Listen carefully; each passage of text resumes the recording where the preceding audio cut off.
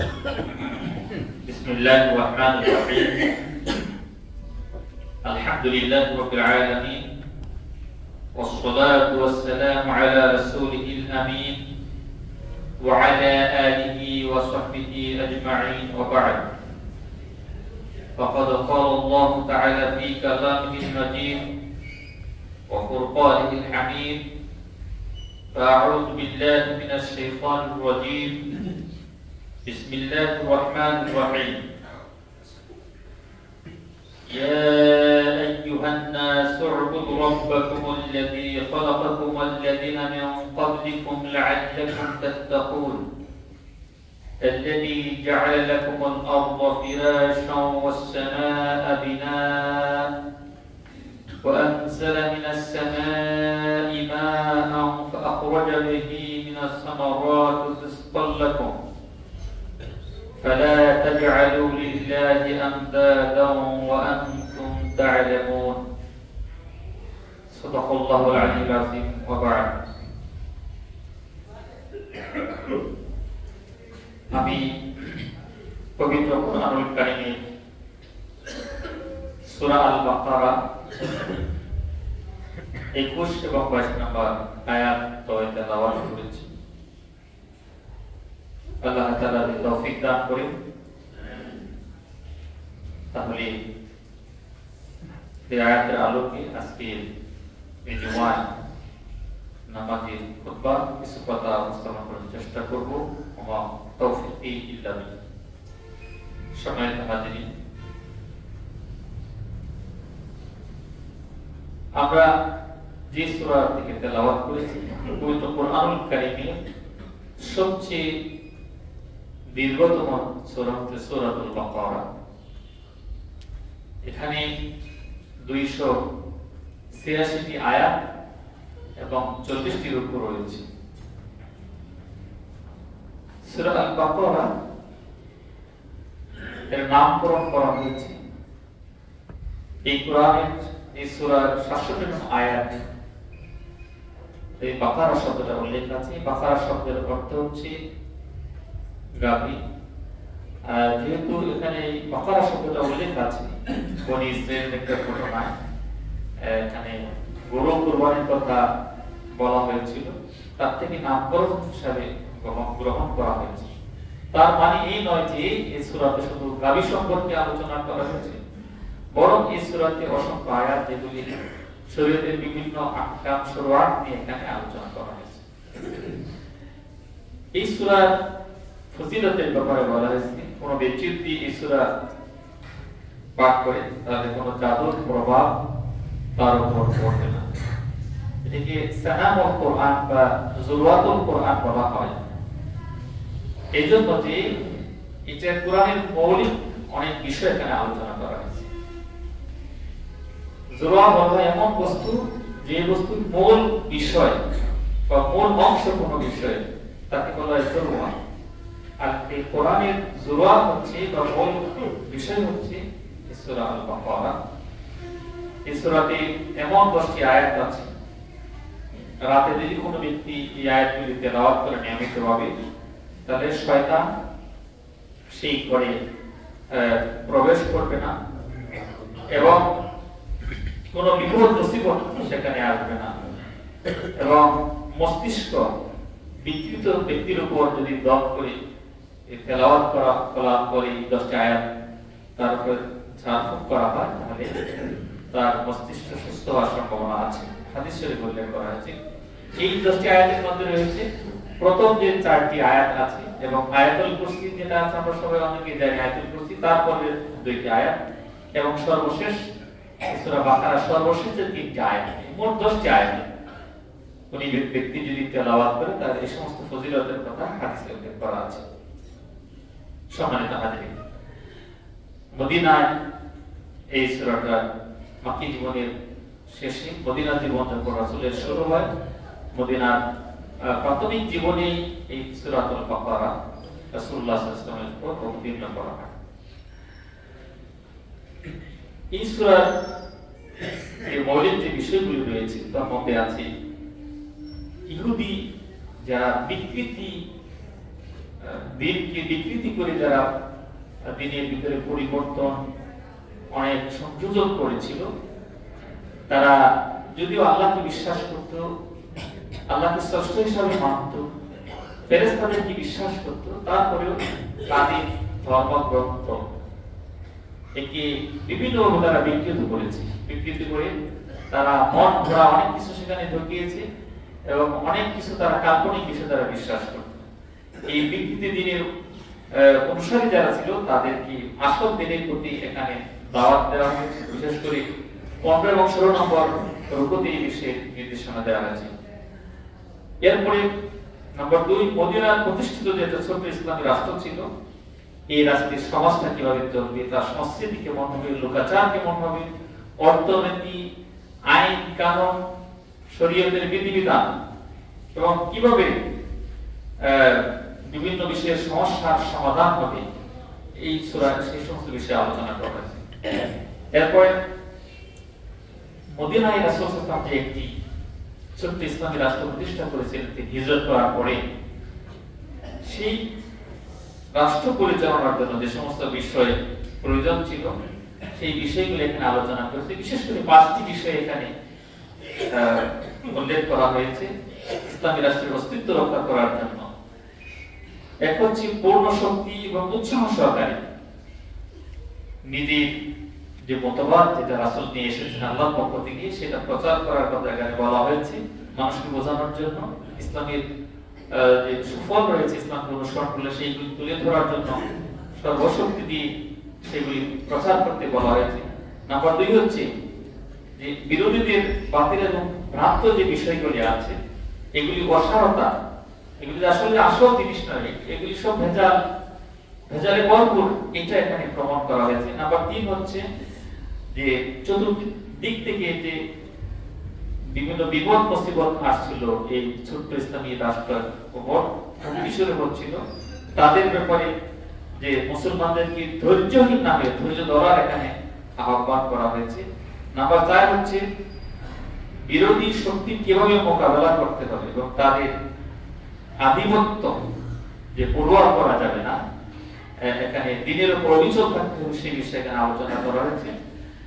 সর্বশেষ প্রয়োজনে বল প্রয়োগ করে হলেও ঈমান রক্ষা করার জন্য, দ্বীনকে রক্ষা করার জন্য এখানে উদাত্ত আহ্বান জানানো হয়েছে। এরপরে 4 নম্বর যে বিষয়টা হিসেবে আলোচনা করা হয়েছে যে 4 শ্রেণীর মুনাফিক, তাদের ব্যাপারে এখানে বিশদ আলোচনা করা হয়েছে। মুনাফিকদের 4টা শ্রেণী ছিল। নাম্বার 1 হচ্ছে ইসলামকে চূড়ান্তভাবে তারা অস্বীকার করে, এরকম একটা শ্রেণী ছিল মুশরিকদের। আরেকটা শ্রেণী ছিল স্বার্থ সিদ্ধির জন্য একবার ওইদিকে যেত আরেকবার আরেকদিকে যেত, এমন একটা শ্রেণী ছিল। আরেকটা শ্রেণী ছিল মুনাফিকদের যে ইসলাম এবং জাহিলি দুই দিকে তারা দুদুল্যমান থাকত, কতক্ষণ ইসলাম মানত, কতক্ষণ জাহিলিয়াতকে মানত। লা ইলাহা হাউলাই ওয়া লা ইলাহা হাউলাই, কোরআন উল্লেখ করা আছে, সূরা শুরুতে আছে এগুলি। মুযাবযাবিনা বাইনা যালিক, দুই দিকে যারা দুদুল্যমান থাকত, এদিকেও না সেদিকেও না, বোঝাই মুশকিল ছিল সে আসলে মুসলিম না অমুসলিম। আমাদের সমাজে এরকম মানুষ আছে, আপনারা হিসাব করে দেখবেন। নাম্বার 4, কিছু মুনাফিক ছিল এরকম, ইসলামকে মেনে নিছে কিন্তু জাহিলিয়াতের আচার আচরণ তারা পরিত্যাগ করত না, কুসংস্কার যেগুলি ছিল সেগুলি তারা মনে করত, বিভিন্ন উদ্ভট যে বিশ্বাস তারা পোষণ করত বিভিন্ন বিষয়। এবং শেষের 2 শ্রেণী আমাদের সমাজে ভরপুর, এদিকেও সেদিকেও না, দুই দিকেই ছিল।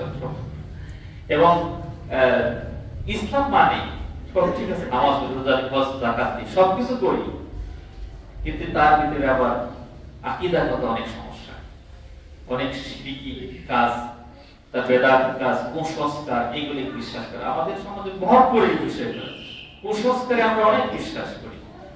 হাদিসের কোনো প্রমাণ নাই, দলিল নাই, রাসূলের কোনো আদর্শ নাই, কোরআনের কোনো নির্দেশনা নাই, মুরব্বিরা বলে আসছে, এই সমস্ত কুসংস্কারকে বিশ্বাস করে আমরা ঈমান পালন করার চেষ্টা করি, ইসলাম পালন করার চেষ্টা করি। এই সমস্ত বিষয় আসলে ছোট্ট পরিসরে আলোচনা করা আসলে অনেক ব্যাপক বিষয়, যেহেতু সূরা বাকারা সর্ববৃহৎ সূরা কোরআনুল কারীমে আমি মাত্র 2টি আয়াত তেলাওয়াত করেছি। এখানে 2টি আয়াতে আল্লাহ সুবহানাহু ওয়া তাআলা তার গোলামি করতে মানুষ সৃষ্টি করেছেন এবং কেন তার গোলামি করতে, একমাত্র তার গোলামি কেন করতে হবে, আমরা কেন আল্লাহর গোলামি করব, তার কারণ কি, সেই বিষয়টা এখানে আল্লাহ তাআলা ফুটিয়ে তুলেছেন। এবং এই আল্লাহ গোলামি করতে হলে একমাত্র আল্লাহরই গোলামি করতে হবে, অন্য কোনো শিরকের মিশ্রণ সেখানে চলবে না, নির্ভেজাল আল্লাহর গোলামি করতে হবে। এবং এখানে তার কিছু যুক্তি দিয়েছেন কেন আল্লাহর ইবাদত আমরা করব। আল্লাহ তাআলা বলেছেন, আউযু বিল্লাহি মিনাশ শাইতানির রাজীম, বিসমিল্লাহির রাহমানির রাহিম, ইয়া আইয়ুহান নাসু উ'বুদু রাব্বাকুমুল্লাযী খালাকাকুম والذين من قبلكم لعلكم تتقون يا أيها الناس। কুরআনুল কারীমের অনেক জায়গায় আল্লাহ সুবহানাহু ওয়া তাআলা ইয়া আইয়ুহা শব্দ মানে দ্বারা তিনি সম্বোধন করেছেন। ইয়া আইয়ুহা মানে হচ্ছে ওহে, আহ্বান করা, আহ্বান সূচক। আরবিতে বলে হরফে নিদা, মানে আহ্বান সূচক অপয়।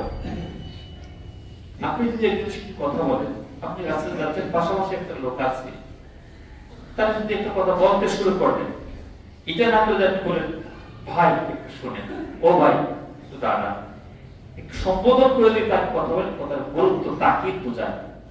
এই তাকিদ বোঝানোর জন্য, গুরুত্ব বোঝানোর জন্য, দৃষ্টিটা ভালো করে আকর্ষণ করার জন্য বক্তা ওয়াজ করতে হয়, হে ভাই সব শোনা, হে ওহে ভাইয়ের আমার, কিছু না বলে, তার এই কথাটা যদি তাকিদ দিয়ে শুনে, গুরুত্ব দিয়ে শুনে, এই জন্য আল্লাহ সুবহানাহু ওয়া তাআলা ইয়া আইয়ুহা এই শব্দটা এখানে নিয়ে এসেছেন, এই হরফটা।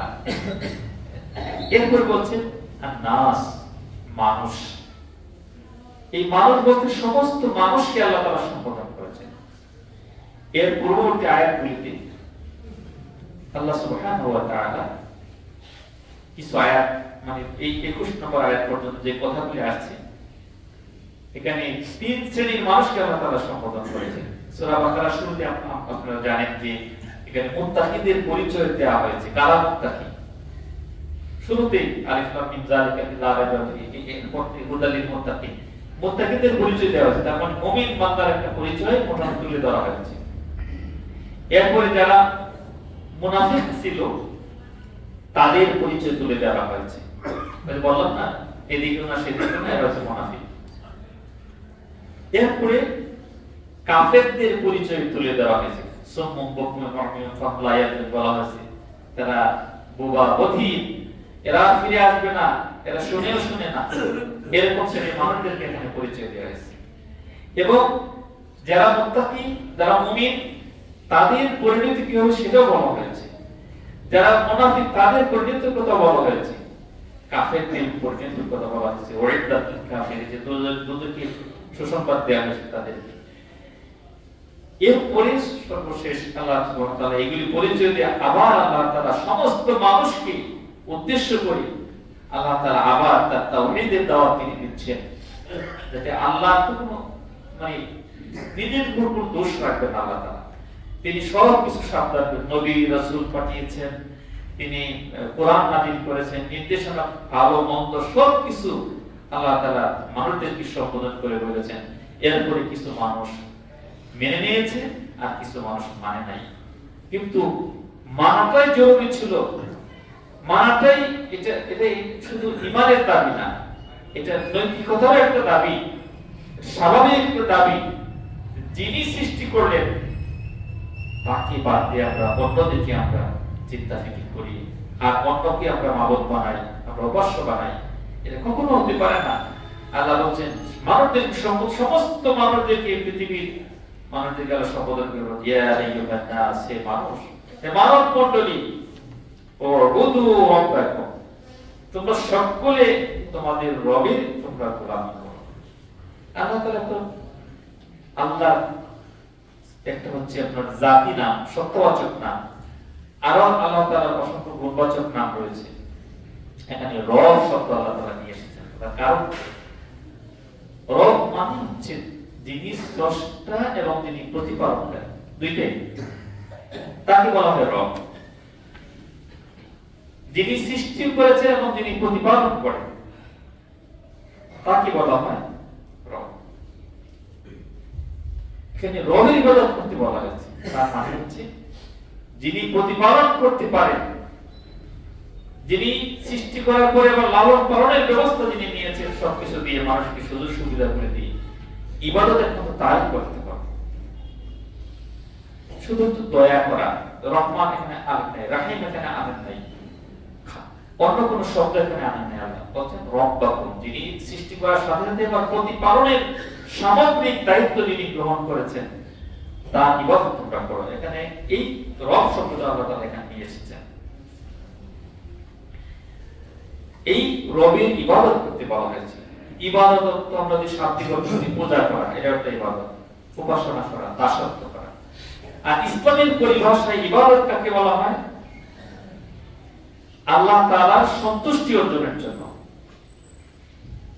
তার আদেশগুলি মানা এবং তার নিষেধগুলি বর্জন করা, এটার নাম হচ্ছে ইবাদত। এবং সামগ্রিক জীবনে সেটা শুধু মসজিদে এসে না, সর্বাবস্থায় আল্লাহর আদেশগুলি মানতে হবে এবং আল্লাহর নিষেধগুলি এগুলি বর্জন করতে হবে। যে উদ্দেশ্যে আল্লাহ তাআলা মানুষের সৃষ্টি করেছেন, ওয়া খালাকতুল জিন্না ওয়াল ইনসা ইল্লা লিয়াবুদুন। আল্লাহ বলেন আমি জিন এবং মানব জাতি একমাত্র আমার গোলামির জন্য সৃষ্টি করেছি। আর রবের অনেক অর্থ আছে। রব অর্থ মানে যিনি প্রভু, তিনি মালিক, যিনি প্রতিপালনকারী, যিনি পরিচালক, যিনি সংরক্ষণকারী, এই সমস্ত গুণ যার ভিতরে আছে তাকে বলা হয় রব। এরপরে আল্লাহ বলছেন যে তোমরা এই রবের কেন ইবাদত করবা? যুক্তি দিয়েছেন আল্লাহ, আল্লাযী খালাকাকুম, যিনি তোমাদেরকে সৃষ্টি করেছেন। শুধু তোমাদেরকে সৃষ্টি করেন নাই, ওয়াল্লাযীনা মিন ক্বাবলিকুম, যিনি তোমাদের পূর্ববর্তী যারা ছিল সবাইকে সৃষ্টি করেছেন। শুধু তোমাদেরকে না, তোমাদের পূর্ববর্তী আরো অনেক জাতি অতিবাহিত সবকিছু যিনি সৃষ্টি করেছেন। এখন এই খাল মানে হচ্ছে খাল মানে এমনি আমরা বলি খাল মানে সৃষ্টি করা, সৃজন করা। আর এখানে কোরআন কারীমে বা ইসলামিক পরিভাষায় খাল মানে হচ্ছে অনস্তিত্ব থেকে অস্তিত্ব নিয়ে আসা। লা মাসিলা লাহু ওয়ালা নাযিরা লাহু, যার কোনো নজির নাই, তার কোনো দৃষ্টান্ত নাই, তার থেকে নতুন একটা জিনিস সৃষ্টি করা, তার নাম হচ্ছে খাল। অনেক অনেক বিশাল একটা বিষয় করতে এখানে আমরা দেখি একজনের ছবি দেখে আরেকজনের ছবি একটা অঙ্কন করলো, চিত্রশিল্পী বিল্ডিং, মানুষ এই বিল্ডিং তৈরি করলো। এই বিল্ডিং উপাদান কে দিয়েছে? এই বিল্ডিং এর কাঁচামাল কোথা থেকে আসছে? সিমেন্ট, পানি, অন্যান্য ইস্পাত এগুলি কোথা থেকে আসছে? একটা জিনিস ছিল, সেখান থেকে মানুষ নিজে ব্রেন খাটিয়ে আল্লাহ দেওয়া ব্রেন ব্যবহার করে আমরা বলে থাকি কি সুন্দর বিল্ডিং বানাইছে। বিশাল ভালো মিস্ত্রি, অনেক বিজ্ঞ ইঞ্জিনিয়ার, অনেক গরিমানি ইঞ্জিনিয়ার, তা আমরা প্রশংসা করি কি সুন্দর করে বানাইছে, পদ্মা বীজ, যমুনা বীজ, এইগুলি কি করে বানাইছে, কত কিছু বলি। এগুলি আল্লাহ ব্রেন দিয়েছে মানুষকে, আল্লাহ দেয়া উপাদান দিয়ে মানুষ এগুলি তৈরি করে, তারপরে মানুষকে আমরা তার প্রশংসা করি। অথচ আল্লাহ সুবহানাহু ওয়া তাআলা তিনি যে সৃষ্টি করেছেন, এই মানুষের অস্তিত্ব কিছুই ছিল না, সেটা আল্লাহ বানিয়েছেন। এই পৃথিবীর অস্তিত্ব কোনো কিছুই ছিল না, এই আকাশ জমিনের অস্তিত্ব কোনো কিছুই ছিল না, সেগুলি যিনি সৃষ্টি করেছেন তিনি আল্লাহ, তিনি হচ্ছেন খালেক। এই জন্য অনেক খালেক শব্দ বলে সম্বোধন করা হয়, গুনাহের কাজ, আব্দুল খালেক করতে হবে। খালেক আল্লাহ সিফাতের নাম হলেও কিছু কিছু সিফাতের নাম আছে মানুষের সাথে এগুলি সাদৃশ্য করা যায়, কিন্তু খালেক শব্দের সাথে কাউকে কিন্তু সাদৃশ্য করা যায় না।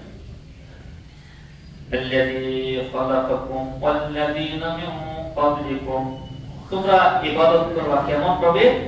যিনি তোমাদেরকে সৃষ্টি করেছেন, তোমাদের পূর্ববর্তীদের সৃষ্টি করেছেন, তোমরা তোমাদের কোনো অস্তিত্ব ছিল না, কোনো নিশানাও ছিল না, সেখান থেকে যিনি তোমাদেরকে বের করে নিয়ে আসলেন, এত সুন্দর করে সৃষ্টি করলেন।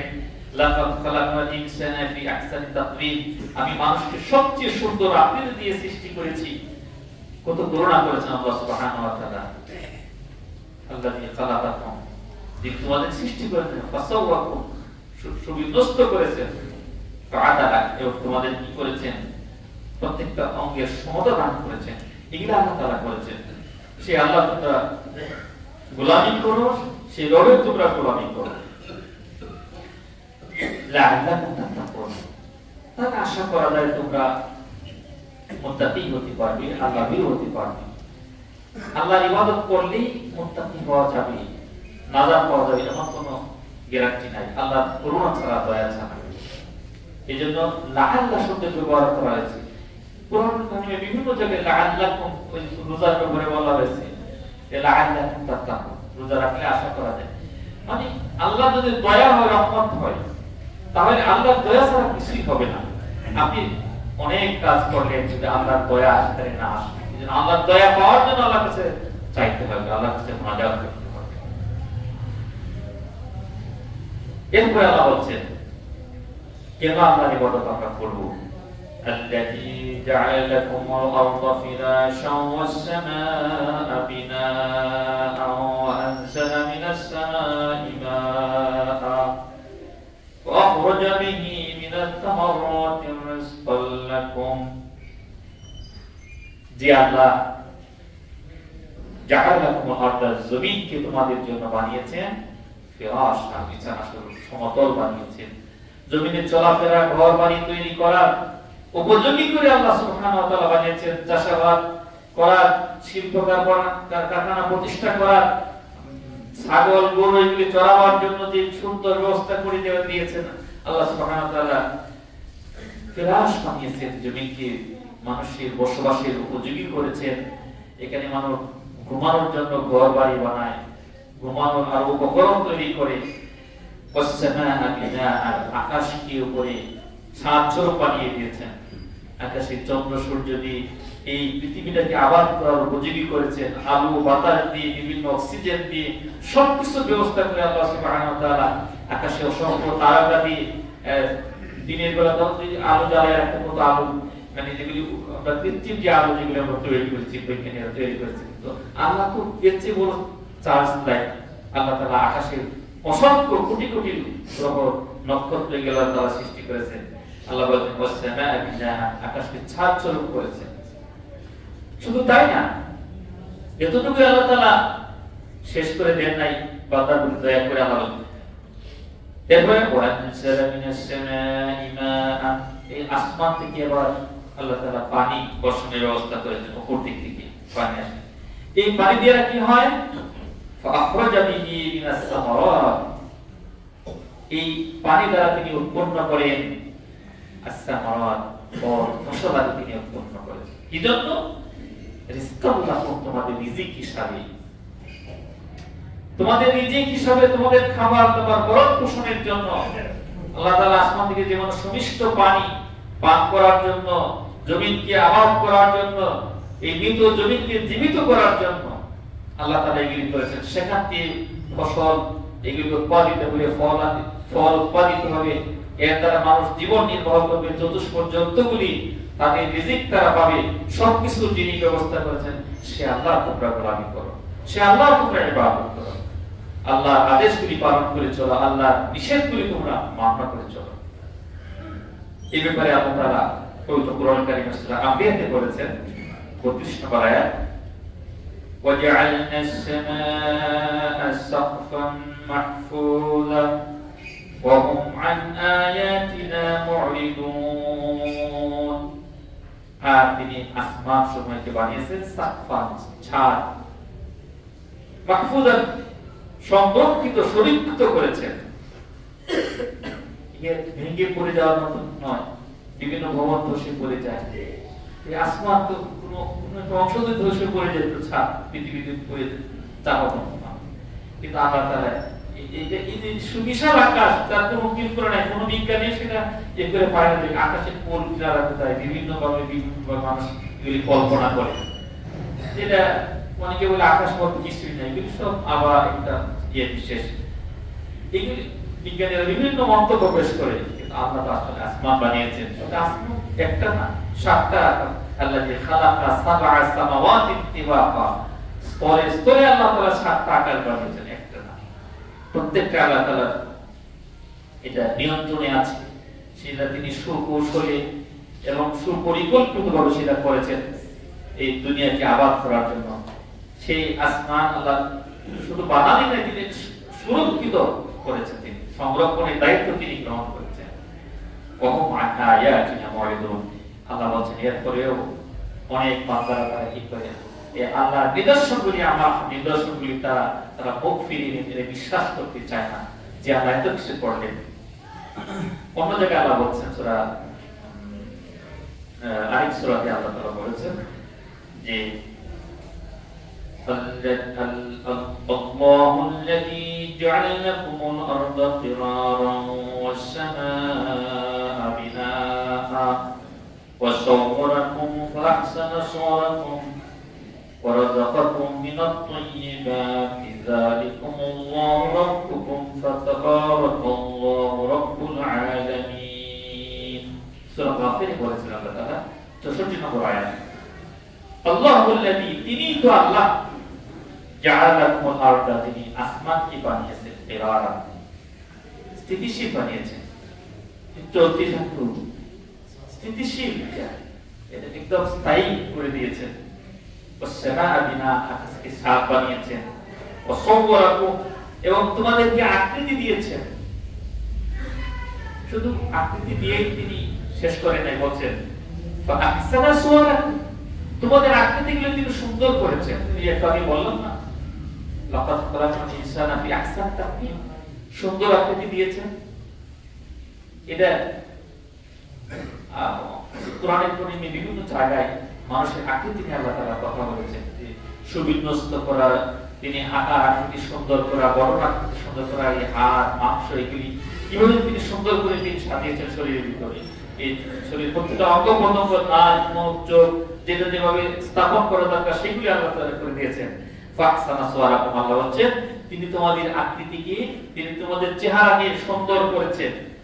ওয়া রাযাকাকুম মিনাত তাইয়্যিবাত, এত কিছু করার পরে আল্লাহ বলেন আরো তোমাদের কি পবিত্র খাদ্যগুলি তিনি ব্যবস্থা করে দিয়েছেন। যালিকুমুল্লাহ, তিনি তো আল্লাহ, রব্বুকুম, তিনি তোমাদের রব। ফাতাবারাকাল্লাহু রাব্বুল আলামিন, জগৎ সমূহের রব তিনি হচ্ছেন অত্যন্ত বরকতময়, সম্মানিত হাজির।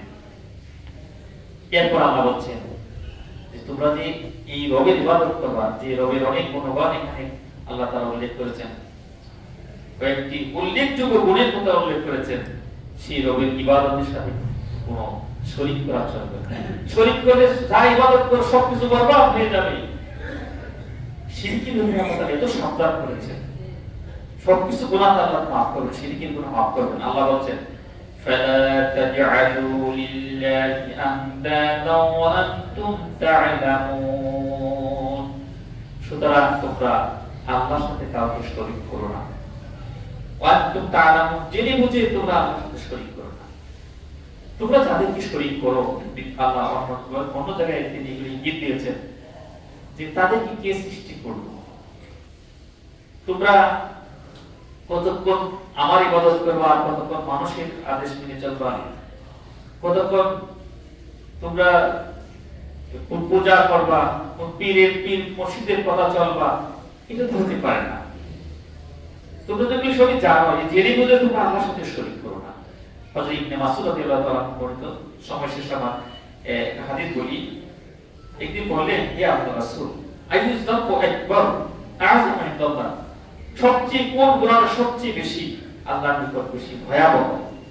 রাসূল তখন জবাব দিলেন, আল্লাহ রাসূল বললেন আনতাজআলা লিল্লাহি নিদ্দান ওয়া হুয়া খালাকাকা, তুমি আল্লাহর সাথে কাউকে শরীক করলে, তোমার ঈমানে, তোমার আকীদা, তোমার ইবাদতে, তোমার আমলের মাধ্যমে আল্লাহর সাথে কাউকে শরীক করলে, ওয়া হুয়া খালাকাকা, অথচ সে আল্লাহ তোমাকে সৃষ্টি করেছেন। এটা সবচেয়ে জঘন্য অপরাধ আল্লাহ সুবহানাহু ওয়া তাআলার নিকট। সূরা ইখলাস ভালো করে আমরা পড়ি, সূরা ইখলাসে সেখানে আল্লাহর একত্ববাদের কথা অনেক চমৎকারভাবে উল্লেখ করা হয়েছে।